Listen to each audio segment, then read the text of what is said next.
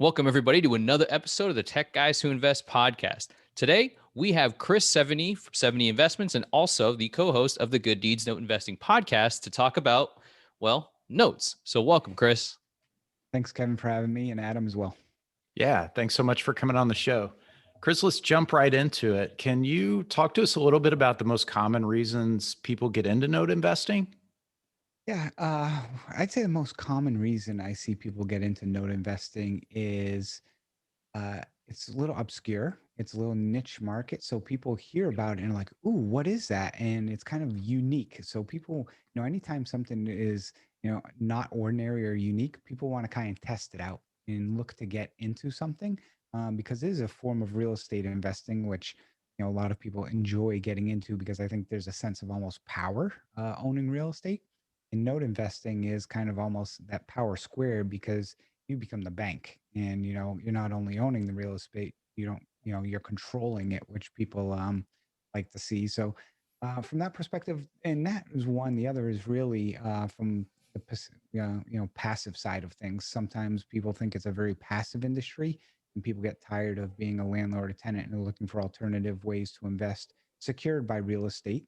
So note investing is actually very good for that, where unlike stocks, which go up or down and you have no control over, you own a note or the loan on an asset that is secured by the real estate. So there's some backing there behind you.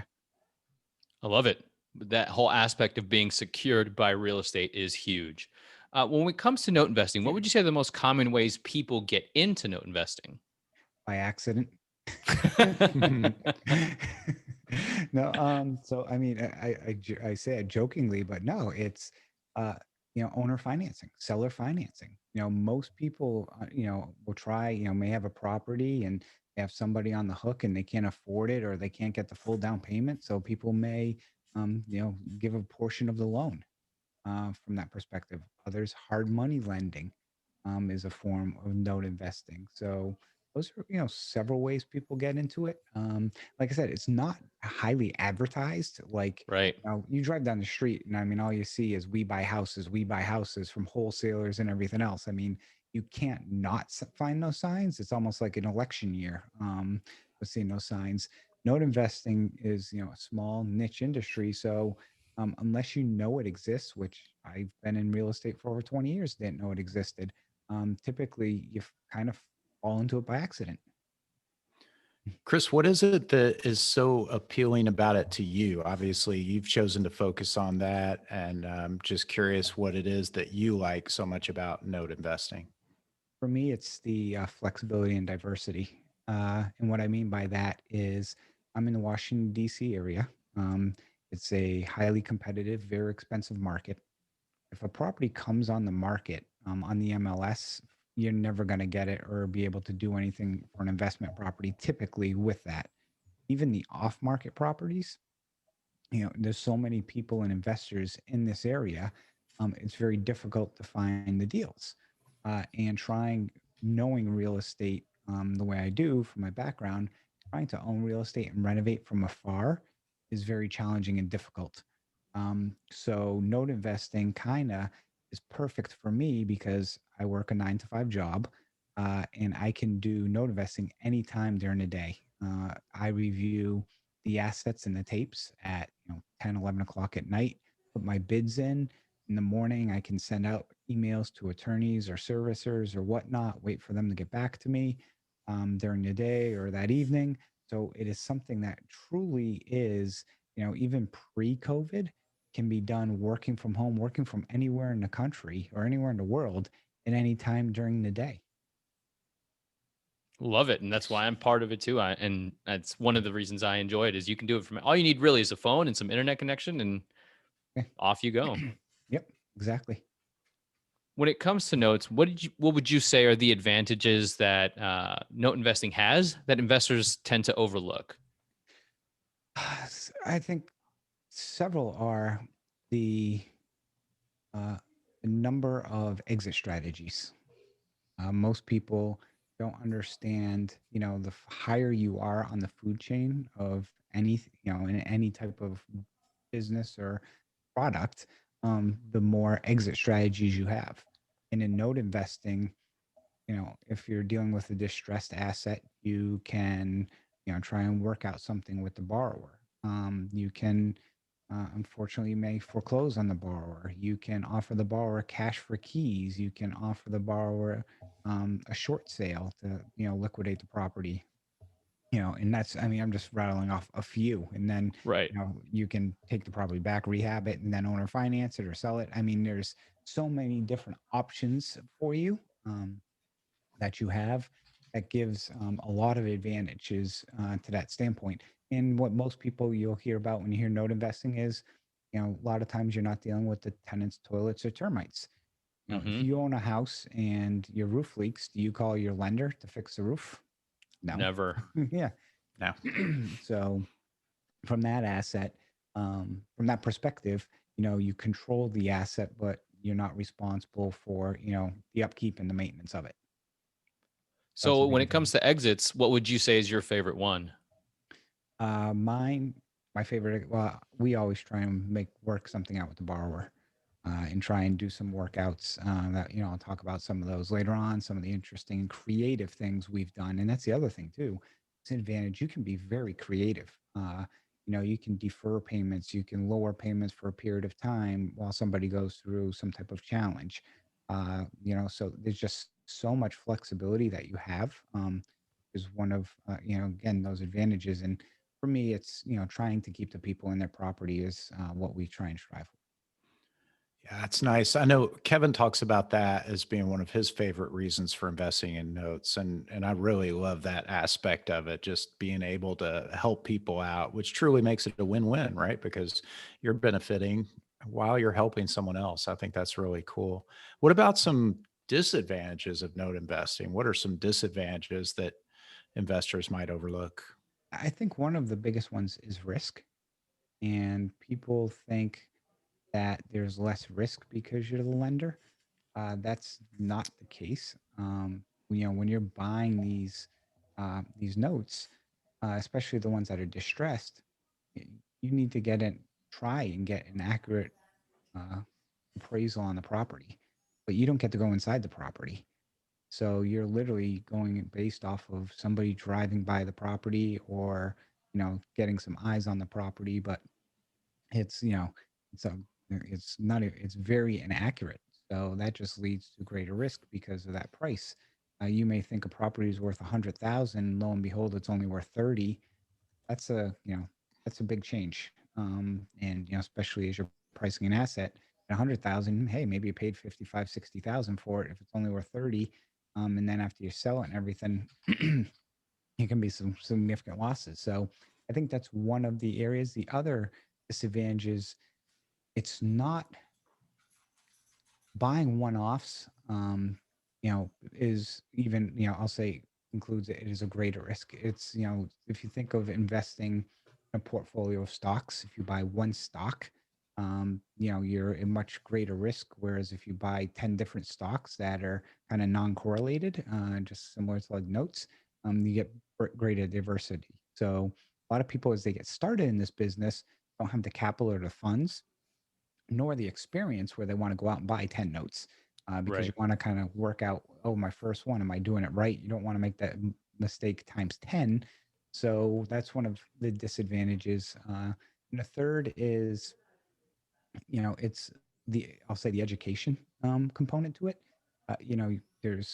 There's, colleges and stuff you can learn about, other aspects of development and real estate or construction and get degrees. And it's, really roll up your sleeves. In note investing, there's some financial component, but on the non-performing side, the stress that side, there's truly no, structured, education system in place for it. You got a lot of gurus out there who will, try and teach you it for, obscenely expensive numbers, but it's really a, business where you kind of got to roll up your sleeves and get involved and do it. That's great.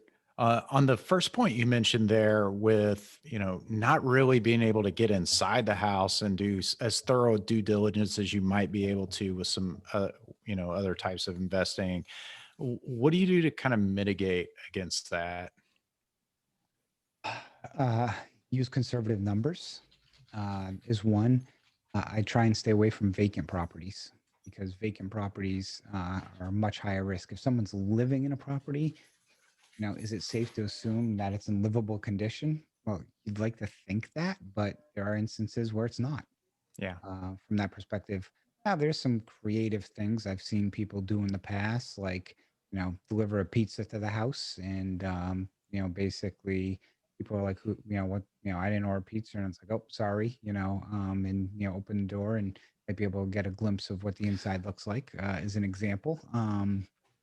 Or, unfortunately now I'll say again with everything, in the pandemic we're in, you don't see a lot of that. But prior to that, or somebody, go to the door, try and, sell somebody on a magazine or something, whatever it may be, just to try and get some eyes inside the property from that perspective.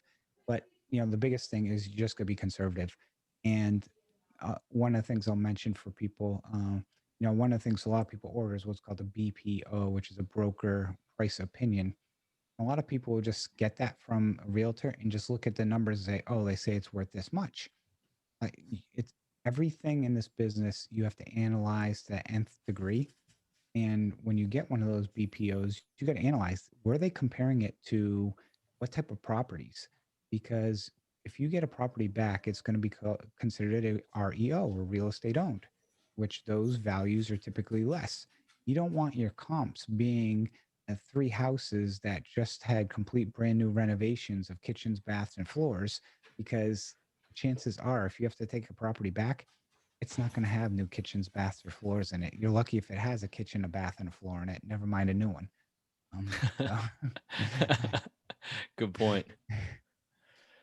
So, Chris, you're the co-host or the host of the Good Deeds Note Investing podcast. For anybody that's listening, highly recommend that you check it out because Chris talks about the day in the life, the trenches perspective of being a note investor.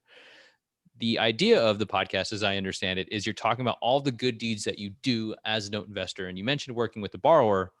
So now, what would you say are some examples of those good deeds that you've done? And we'd love to hear some stories about that. Yeah. So one has been a a property in Arizona where the borrower's wife had passed away, and he didn't have any family, was struggling to afford the property, and the payoff on the property was more than what the property was worth. So he was upside down. He really couldn't afford anything else. He was a military vet as well. So what we did was, um, I worked out directly with him, which was essentially he signed a deed in lieu to the property to give the property back to us, in exchange for a, I think it's a 20-year, I don't even know the term, but a 20-year lease, that he leases the property back during that time, for $1 a year plus the cost of the taxes, property taxes. So basically, he, because I mean, really couldn't sell the property. He had no place to go. It was upside down and so forth. So it was one of those things where, work something out where, I now own, a piece of property in Arizona, that, basically I rent it for $1, a year, believe it or not. But I mean, it was a win-win for both because again, he wasn't going to be able to afford the property, so he wasn't going to make the payments, and then to try and turn around and sell it and so forth, would have been a struggle, and I would have had to, clean up the property, get him out and stuff, and it was just, not something I was interested in doing. So, that's one of the things we worked out. Another that I'll say is there was a borrower who filed Chapter 7 bankruptcy, which in Chapter 7, you liquidate all your debt. So you're no longer responsible to pay those bills. They're completely Right. wiped out. But on a mortgage, you don't get the house for free. And sometimes, especially, people who may be elderly or whatnot, sometimes get a little confused and, basically, they don't pay, and you buy a loan where somebody hasn't paid in a few years and had a Chapter 7, and they were just confused that they didn't think they had to pay anymore, which is actually true. But if they want to keep the house, they have to. So we're working out, between my attorney, her attorney, and everyone trying to work out a new plan right now keep them in the property and restructure a plan and basically take a lot of the past due and arrearages and, maybe getting rid of those or tack them to the end or whatnot to try and keep this person in the property. So that's another example. I honestly could sit here for hours and tell you other stories of things we did, with people. Kevin, I think there was the asset that I sold you where the neighbor actually, it was a property we took back, and the neighbor, went and bought the property because he was renting from a family member who was basically charging him a ridiculous amount of money and not fixing the place. So this guy wanted a place of his own. So he got a pretty good deal on a property that he went in, fixed up, and I sold you the note, and hopefully Double D is still cutting you checks. So Yes, he is. see, there you go. Nice. So, and that's a win-win, right there. Absolutely a win-win Hey, for everybody involved. Yeah. Chris, I have a quick follow up to the first one you mentioned, the Arizona one. It's interesting. I'm not sure if I quite followed though how you were making money on that one. And for anyone else who's listening who maybe Mhm. also wasn't tracking there, can you tell us about how you made money on that, or what your strategy was there for that thing, and how that person paying you $1 a year just factored into all that? To be honest, I'm not making any money on it right now. Okay. And the reason why is, the asset. Let's just use some round numbers. The borrower owed 30,000. The property's worth, call it $30,000. It's combined. It's over 10 acres of land down in Arizona, in an area that, you know, who knows what, I'm guessing, people probably eventually continue to flock to Arizona. Who knows? My acquisition price on this was, significantly lower than what the balance was. So essentially, I'm sitting on a piece of property that I own right now, that had a lower acquisition cost. That, am I making any money right now? No, but I'm just banking on, some appreciation down the line, or even if it doesn't depreciate, I'll still end up, probably doing pretty well with that asset. So, Gotcha. um, Gotcha. but yeah, right now, I mean, that's the one thing that I'll mention too. And I was at a conference and someone mentioned something like if a borrower wanted a modification, and everyone targets a certain double digit returns or whatnot, but if you get a borrower who really can make some type of payment plan together, and instead of making 15%, you're only going to make 9%. Do you make that deal with that borrower to try and keep them in their home and the social impact are good? Do you do that? And different people look at a different perspective. For me, yeah, I would, because if you look at it, say it was a $30,000 deal, 15% is what, 4,500, 9% is what, 2,700, $1,800 to keep someone in. Would you throw somebody out of their house for $1,800? You think of it that way. And change, and think of the impact that has on somebody. So, that's where the whole good deeds came through with the podcast. Is we want to try and do good. Now we can only do as much as the people on the other end want to play ball with us. If people Right. aren't returning phone calls, people are ignoring us, people, basically, just, say they'll do something, can't fulfill their obligation, comes a point in time where you can't work with them anymore. And sometimes you have to go that, take other actions. But for the most part, like I said, if people want to play ball with us, we'll play ball. Very cool. Or Absolutely. we You can try only to. help people that are willing to help, or willing Yeah. to take the help and willing to work with you. Yeah.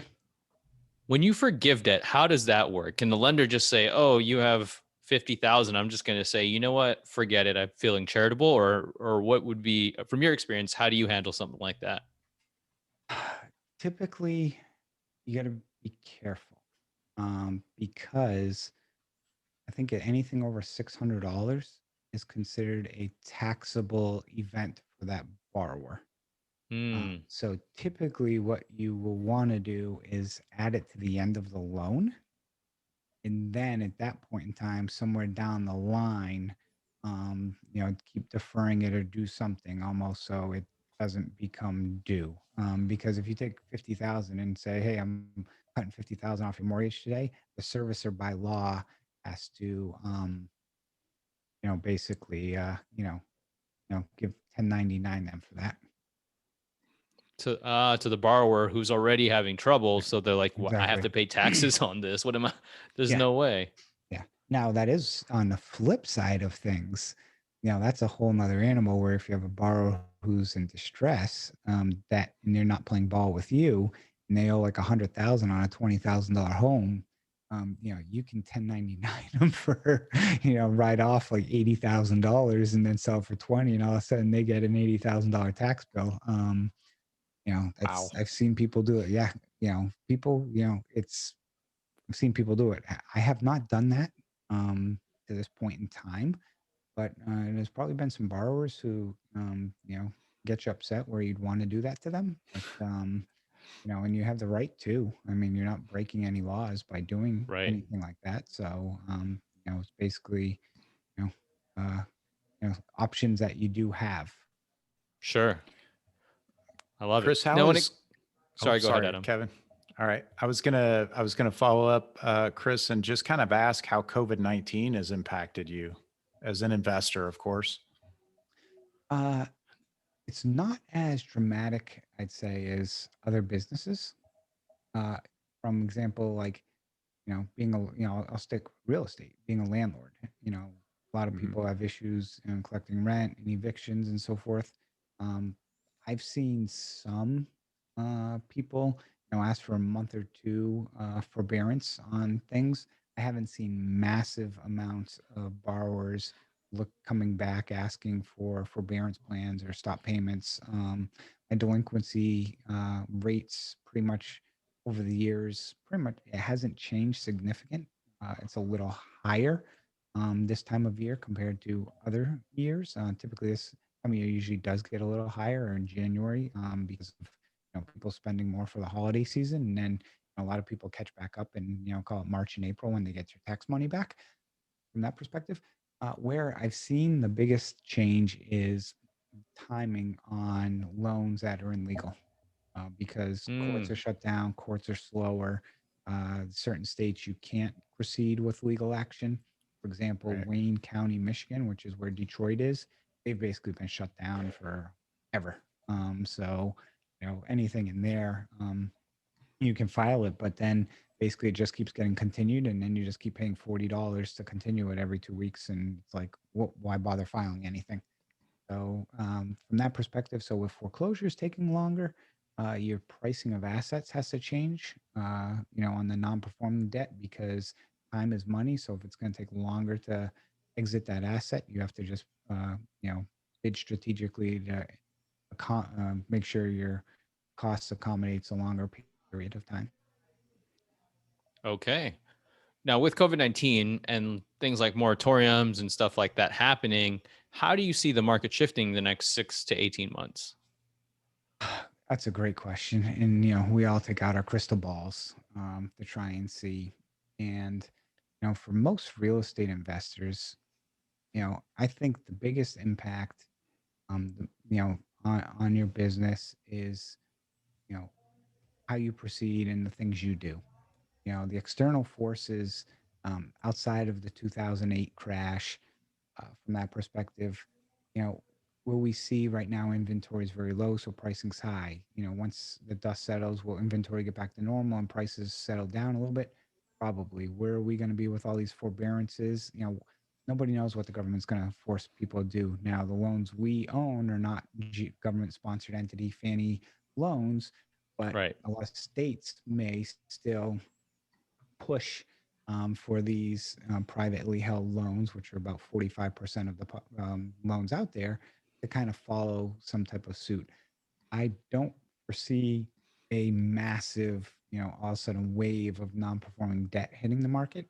I think a decade ago, when it did occur, banks were over leveraged and didn't have a lot of cash in hand. And banks, the way the banking system works, we could talk hours, but banks need to have some money in reserves, which they have now, so they can take care of some of this debt. Plus, the way I'd say the social um, economics of this country has changed over the past decade. Decade ago, I think banks were just like foreclose, foreclose, foreclose.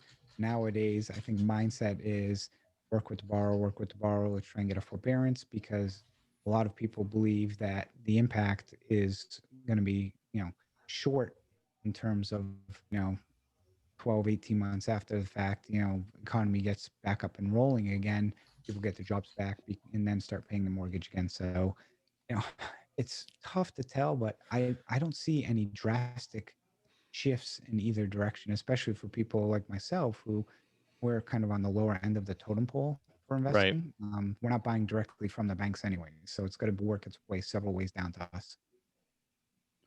Somewhat related to that, with the Fed pumping so much money in right now, and with inflation Mhm. starting to rear its head, how does that kind of factor into your strategy and what you're looking to do over the short term? Well, inflation typically raises home prices, which is a good thing for a note investor for two reasons. So there's two things really right now, uh, or three things. If you could pick an ideal economy, you'd want low inflation, low interest rates, um, and basically, basically a stable kind of stock market, type thing, which kind of we have right now. So it's kind of ideal. Now, if inflation starts going up, interest rates will probably rise. And for note investor, that might be a good thing because people, may try and refinance. And on your performing debt, if you get people refinancing, you get paid off. So that's been a benefit in the past 6 months with interest rates being very, very low. I've had people who had loans at 6, 7% that I hold refinancing and paying me off because they're getting 3% and they qualify. So that's been a huge bonus. These low interest rates.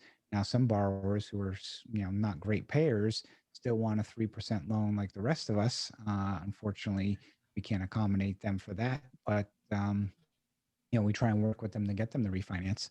Because if we can get them to refinance and lower their payment and have another lender come in and pay us off, again, it's a win-win for everyone.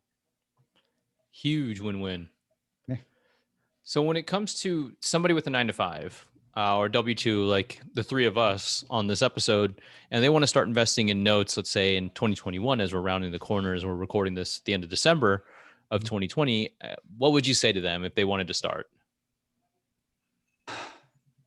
Educate yourself. Start. The best way is to, I'm not the type of guy who reads, a lot of books. I'm kind of a learn by doer. I read a lot of articles. I know, there's books out there that have been written by, Alex Glodowski, Bulletproof Due Diligence, and, Paper Profits and a bunch of note investing specific books. But for people, those give kind of an overview. I've got a friend right now who I went to college with. He's a brainiac. He's a PhD in chemical engineering. So, it's, yeah. And he wants to get into notes and he owns some real estate. And the way he's doing it is he's mapping it out. He has an end in mind. I want to buy a note by this date. How do I learn? What do I need to do? And I just keep spoon feeding him things to, go look at and learn. For people who want to get in this, you have to realize this isn't something that you can go take a course over a weekend and just hop in and start buying notes. It's Right. great. You go to some of these seminars and they get you all pumped up. I tell people it's like when you're back in college and you're drinking with the girls drink with the girls, or guys drink with their buddies. It's like, we're gonna go do this next week and this is all these plans we're gonna have. And 2 days later, after kind of the hangover wears off, you realize like, wow, that was a pretty dumb idea, and that's never going to happen. That's kind of it's kind of sense with note investing in a way, because you take these weekend course, they make it sound, and again, it's not just note investing. I've seen it with stock options, all this other things, where you go for the weekend, they make it sound so easy, but they confuse the hell out of you, to get you to keep moving, and then buy more courses or whatnot. So I just think, just educate yourself in, some of the places, your podcast, my podcast, Bigger Pockets website. I've got a Facebook group off the podcast. Just try and divulge. And if you want to get involved, when you ask a question, be specific. Just don't say, how do I do note investing? Say, hey, I was looking into note investing and I read this thing about X. and I was curious why it's important, or something along those lines, then people will treat you with a lot more respect, and answer your question. You say, hey, I want to get note investing. What is it? People will be like, there's this search engine called Google. It's been around for a few days. And if you do, it will give you a few million results on it. So maybe start there. Um, and that's one of the things where you can usually tell pretty quickly people who really want to be in it, or people just kind of window shopping about note investing just to kind of see what it is, or see if somebody will just kind of basically do it for them. Yeah, that's awesome for our listeners. That's really good advice Chris just gave there about how to approach someone who's maybe a veteran in any type of niche that you're trying to look into. If you go to someone like Chris and approach him the way he just mentioned, where you seem educated, you're motivated, you've been proactive, and he's going to be much more receptive to help you out than someone that just comes in like they don't know what they're doing. Here's a perfect What's a example. note? Yeah. Well, here's a perfect example. I had a guy who I did a call with him about a week ago, and he's very new to note investing. And he's like, hey, I was looking at this note, and he had some real estate background, and it was on website PaperStack, which is an online portal where you can buy. And it was a second lien, and there was statute of limitations issue with it, meaning that after a certain period of time, it's not collectible. He went and did all this state research on like the statute of limitations. And then we were talking later about, well, how do I differentiate myself, and how do you kind of grow? I said, well, you've already done it. He goes, what do you mean? I said, you know, just become an expert in one thing, one little thing. And, at first, if you're the go-to guy, somebody has a question on something in a specific state, people will go to you. And then, at first, yes, you technically are pigeonholed into, that one state, but then you learn the second state, the third state, and then you self-improve in that process. But I said, by just being an expert in one little area, when people think of, due diligence, they think of, okay, pro Al Godofsky, pro title. Or if you want to think of something, someone else, it's, who knows if he knows how to bid on assets. He's known for that. And he's, that's what his company does. So, for people wanting to, get in and be a niche and not just be a number with the other thousands of investors, got to be a little different and, become an expert. And then just, like I said, on Bigger Pockets or these Facebook groups, post something you learned, and from that perspective. And then all some people are like, wow, this is pretty good. And then all of a sudden you'll get, trust me, it doesn't take long. 2 years ago, I started my podcast. I was a nobody. I still think I am, but for some reason, I get people who, listen to me. But I mean, I was just some guy who had bought some notes and just wanted to tell my story. And, now that I provide, I tell the story and I tell it like it is, and I share the education that I've learned and some of the details, you get people who respect you. That's just more really great advice. Thanks for sharing that. I think it's fantastic advice, especially finding something to be an expert at. It doesn't just apply to note investing. It definitely applies to multifamily where I'm playing. And I know for a fact it applies in other investor identities as well. So thank you for that solid advice. Chris, I wanted to ask you if there's a podcast or other information source that you regularly listen to. I know you mentioned a few earlier, like Bigger Pockets and our podcast and your podcast for people who are getting started. But is there one that you like? Well, yes, but it's been a little challenging because this past year I was finishing getting a master's degree. So I was in grad school. So, working 9 to 5, I have 2 kids, the wife, and, get a master's. But I'll be honest, I don't watch much TV unless it's a sporting event. The TV is pretty much not on. One of the things that I've gotten hooked into recently, and my wife got this for me for our anniversary, for my anniversary, was it's called Mind Valley. And I'm not sure if you heard of it, but they actually just like dropped the price. It's like $500 a year. And it's almost like business coaching, where this gentleman who started it, Vishan, he, if you want, Google it right now, it's pretty cool. he basically is trying to, he's like the Elon Musk of education, is the way I look at it. He's wants to get people away from a typical college, go learn specific stuff in a book, and have executives in the real world 20 minutes a day teach a course, that will better yourself, and get you thinking differently and a little bit outside the box. So he's got, some speakers on there who are world renowned at business coaching, raising money, networking, getting the most out of people, especially like athletes, peak performance, from that perspective. Public speaking is an example. So, for example, on the podcast, if you want to learn how to, present better, it's things like that. And, I look at it and, it's $500 a year, $40 a month. People spend that on, many other things. And I've been using that now for the last 3 months. And I found that to be, extremely educational. And some of the things that I've learned in the past reinforces that, but also gets you to better understand yourself, because it really starts with understanding yourself to be able to succeed. Because people try and influence you to tell you to do certain things a certain way, but that might not fit for you. So you really gotta you know learn from inside what it is that makes you tick, and go from that perspective. And I found, like I said, that's been kind of the thing I've been following a little bit recently, besides typical stuff online, DS News, Housing Wire, and some of the stuff like that is some of the other sources of articles and stuff that I've read. But it's been interesting too that recently it's just been a completely different world because of the pandemic. So nobody can really predict a lot of things on Right. kind of what's next. Absolutely. Yeah. Like conferences. I know that the note investing space is it's predicated on building relationships at conferences. And that's exponentially harder virtually. You can't really shake hands and have a drink at the bar or something, right? So that whole aspect is kind of gone. I'm not sure when that's going to come back. When we So talk about, can I just jump in on that?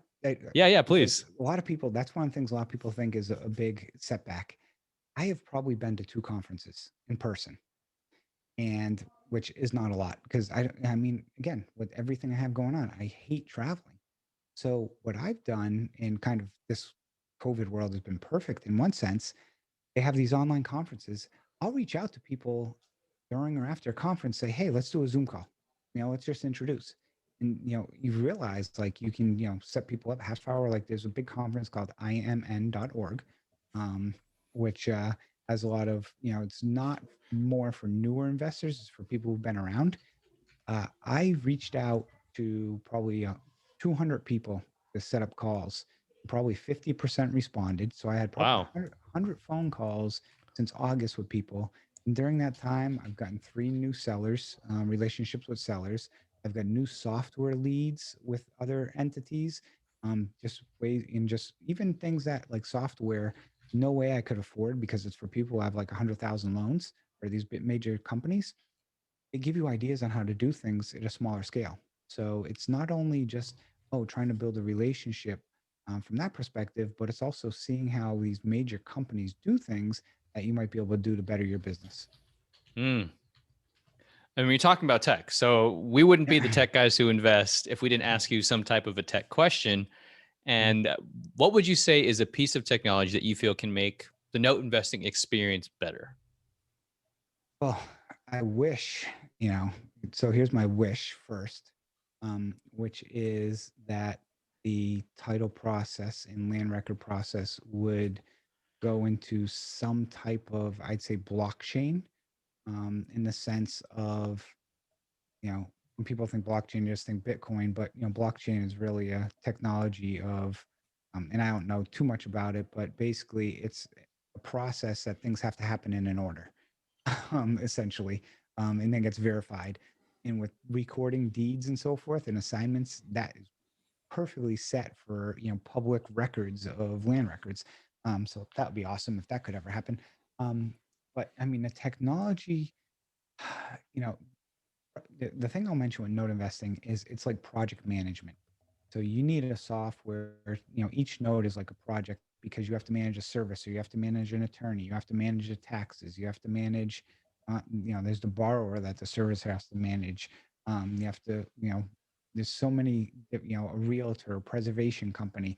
There's a lot of things you have to manage. So, the type of software, is, that fits your need, because I use so many different softwares to try and manage my notes. I was even using a CRM system to manage.